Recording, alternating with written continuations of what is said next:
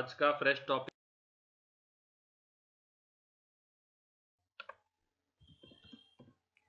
तो स्ट्रक्चर समझने के लिए पहले हमको एरे समझना पड़ेगा।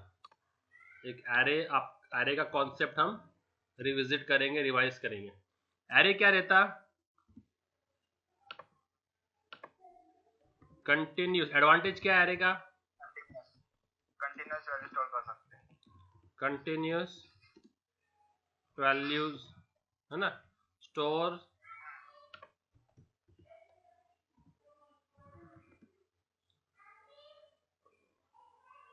कंटिन्यूस वैल्यूज है ना, या यू कैन बोलेंगे stores value at continuous memory location, at continuous memory, है ना।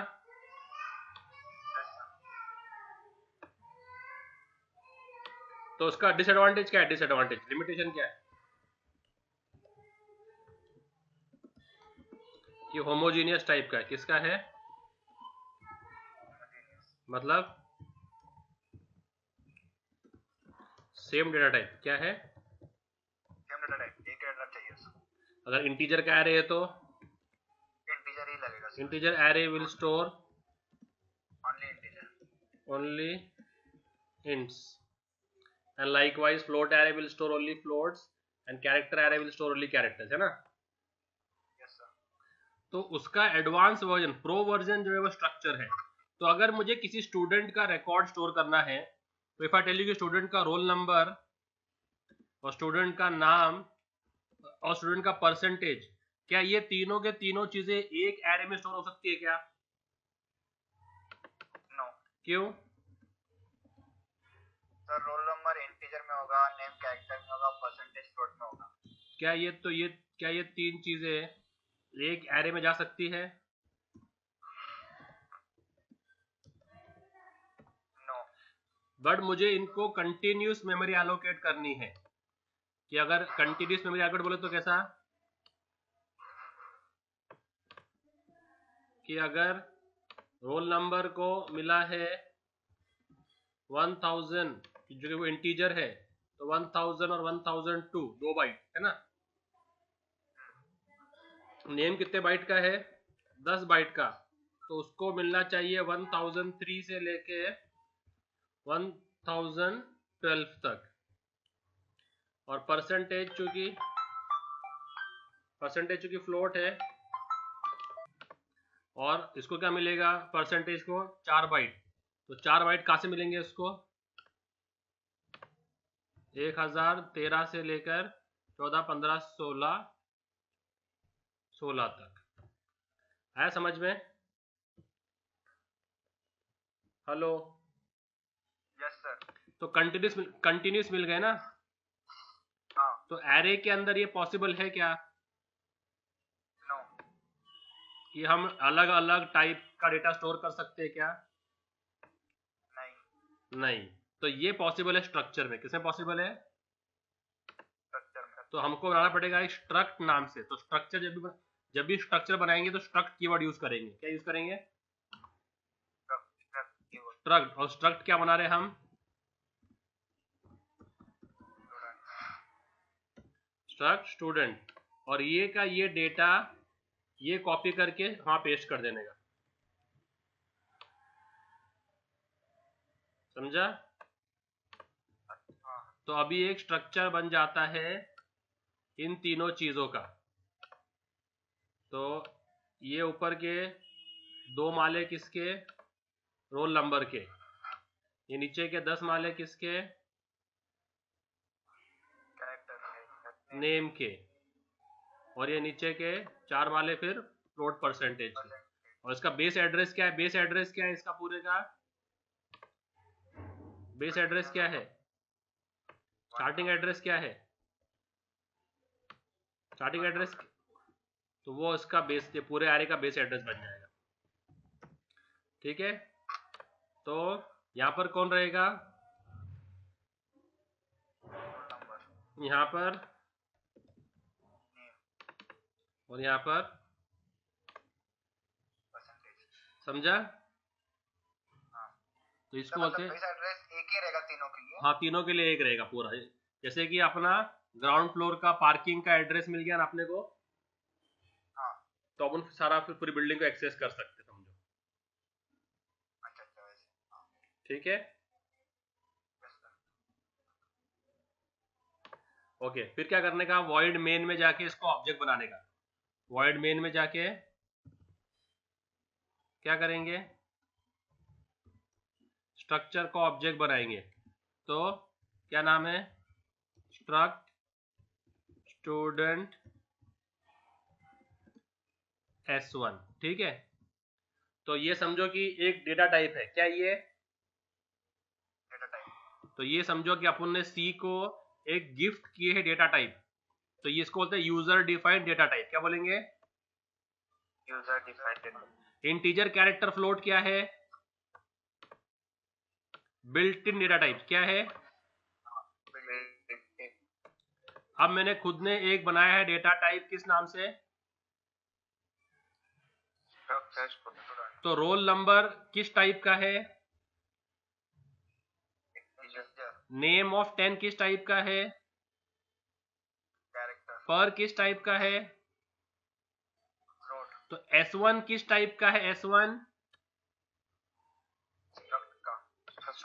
स्ट्रक्ट स्टूडेंट टाइप का। तो जैसे रोल नंबर में सिर्फ इंटीजर स्टोर हो सकता, नेम में सिर्फ कैरेक्टर स्टोर हो सकता, और परसेंटेज में सिर्फ फ्लोट स्टोर हो सकता, वैसे S1 में क्या स्टोर हो सकता है, S1 के अंदर स्ट्रक्चर ऑफ स्टूडेंट, पूरा स्ट्रक्चर स्टोर हो सकता, समझा। तो S1 में मैं पूरा स्ट्रक्चर स्टोर कर सकता हूँ। तो S1 को रोल नंबर भी रहेगा, S1 को नेम भी रहेगा, और परसेंटेज भी रहेगा, समझा। तो ये S1 का रोल नंबर है, ये S1 का नेम है, और ये S1 का परसेंटेज है। नाम इसका S1 है, नाम क्या है इसका, S1, समझा। और इसका बेस एड्रेस क्या है, 1000, बेस एड्रेस क्या है 1000, क्लियर। अब अगर अपने को रोल नंबर स्टोर करना है तो अपन क्या बोलेंगे यूजर को, प्रिंट एंटर रोल नंबर, है ना। रोल नंबर किधर जाएगा, अभी रोल नंबर किधर जाएगा, स्कैन होके, हाँ रोल नंबर किस टाइप का है, वो कहाँ जाएगा, रोल नंबर में ना, किसके रोल नंबर में, S1 के। तो स्कैन करते हो क्या करेंगे, एंड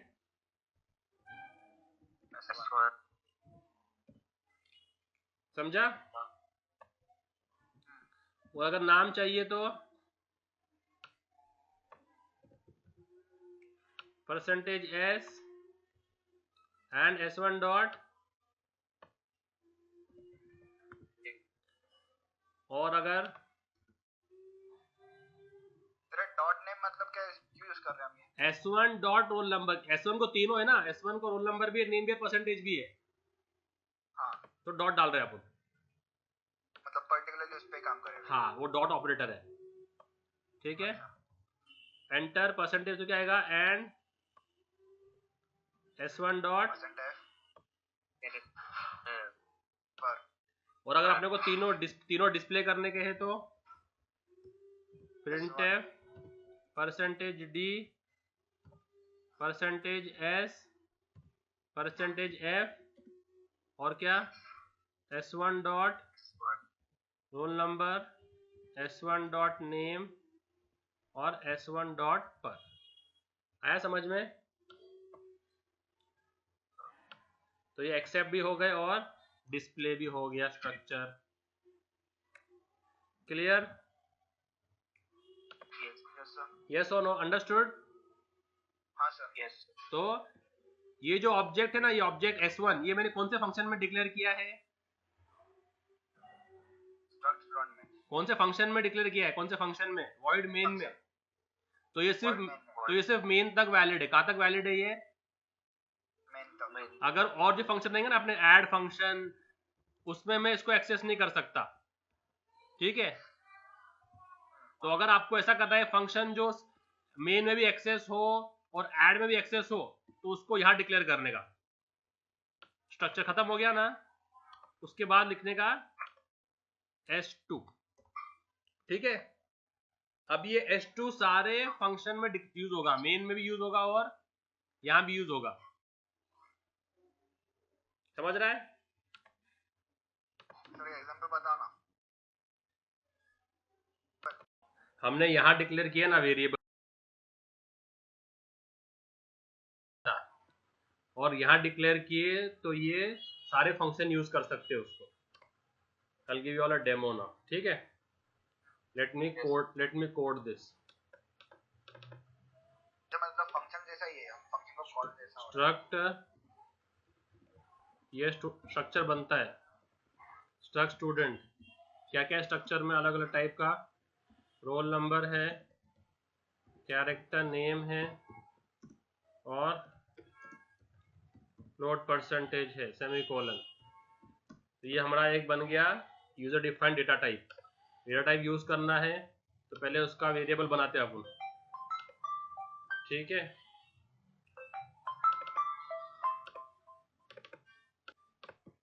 तो ये हो गया स्ट्रक्ट स्टूडेंट। अपन ने क्या बनाया, ऑब्जेक्ट S1, और क्या बोलेंगे, printf एंटर रोल नंबर। आप चाहो तो तीनों साथ में स्कैन कर सकते हो, तो कैसे करेंगे स्कैन, %d %s %f, और किसमें जाएगा, and S1 dot roll number S1 dot, और सर हम परसेंटेज यूज कर रहे तो स्ट्रिंग लिखना पड़ेगा ना ऊपर। ये किया ना %s।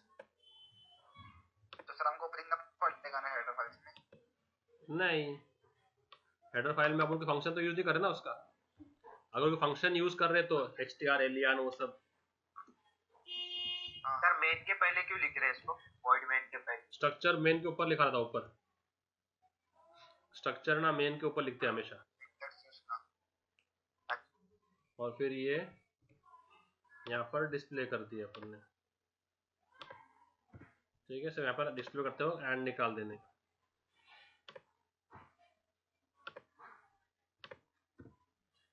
समझ रहा है? यस है, ओके। अगर मुझे अभी एक फंक्शन मैंने बनाया, लेट से void add, अब क्या मैं ऐड के अंदर इस S1 को एक्सेस कर सकता, डिस्प्ले कर सकता क्या? नहीं, क्योंकि S1 कहाँ डिक्लेयर हुआ है, कौन से कर्ली ब्रैकेट पे डिक्लेयर हुआ है, वो उसकी लाइफ उस कर्ली ब्रैकेट के अंदर ही रहती है, समझ रहा है? तो यहाँ पर मैं S1 यूज कर सकता हूँ क्या ऐड के अंदर? नहीं। तो अगर आपको ऐसा स्ट्रक्चर का वेरिएबल बनाना है जो आप मल्टीपल फंक्शन में एक्सेस कर सकते, तो उसको यहाँ बना देने का, समझ रहा है? तो अभी आप ये अभी अगर आप ओके इसको यहाँ बना दो, तो अगर अभी आपने ये S1 को यहाँ से निकाल दिए, अभी अलाउ कर देगा, यहाँ भी एक्सेस कर सकते हैं S1 को, यहाँ भी एक्सेस कर सकते हैं, समझ रहा है? समझ रहा है कि नहीं? यस सर लाइन नंबर 10 तो खाली पड़ी। सर वो स्टूडेंट S1 था ना? हाँ हाँ, वो डिलीट करके मैंने इसको मैंने पब्लिक कर दिया उसको। फिर पब्लिक करते वक्त सिर्फ वेरिएबल का नाम देने का, लिखने की जरूरत नहीं है, स्ट्रक्ट स्टूड लिखने की जरूरत नहीं है, अच्छा समझ रहा है? हाँ। इसको बोलते हैं स्ट्रक्चर, अगर क्लियर? सिंगल रहेगा तो सर हम मेन के अंदर लिखेंगे। अगर आपको सिर्फ एक ही फंक्शन में यूज करना है ना, हाँ। तो यहाँ लिख दो, और मल्टीपल फंक्शन में यूज करना है तो यहाँ लिख दो। अभी S2 है ना, S2 में दोनों जगह में यूज कर सकता हूँ मैं। अच्छा। और अभी S1 अगर चूंकि डिक्लेयर है मेन के अंदर, तो S1 सिर्फ मेन तक ही एक्सेस होगा, समझा? Yes sir. ये है स्ट्रक्चर। तुलो बनाओ।